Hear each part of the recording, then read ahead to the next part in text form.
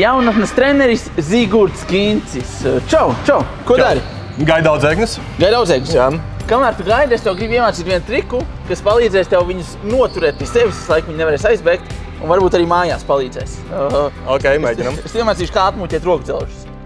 Efektīvi reku man muķīsies, reku rokudzelži, un šādi tas notiek. Labi.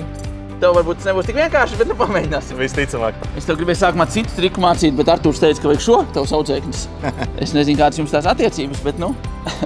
Ja viņš tā teica, kaut ko viņš ir izdomājis. Tā, es saslēdzu, ir normāli, ja? Ok, jā.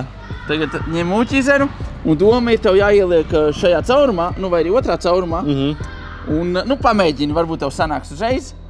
Tā kā atmūķēt vaļā. Nu, es tev pasarasīšu, varbūt tā. Nu, es domāju, ka šitā, ne? Vai vairāk uz šitā? Jā, šitā te, un teorētiski tev šitā te uz augšu jāgriež. Šitā te. Tā kā uz sevi. Šādien? Jā, un uz augšu būtu jāgriež teorētiski. Kaut kas notika jau, bet nevajag. Man liekas, atnāk pa vienu šito te atnāc. Jā, maziņš tāds posms pagāja, jā. Tāpēc vajag to visu spiedienu, lai viņš atliks vaļā. Laikam vēl viens. Ļoti labi. Tagad uzliksies kadrs pēc stundas.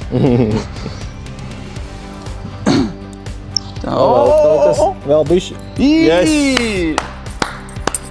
Man liekas, tu esi pirmais, kam tiešām ir sanācis triks. Ļoti labi.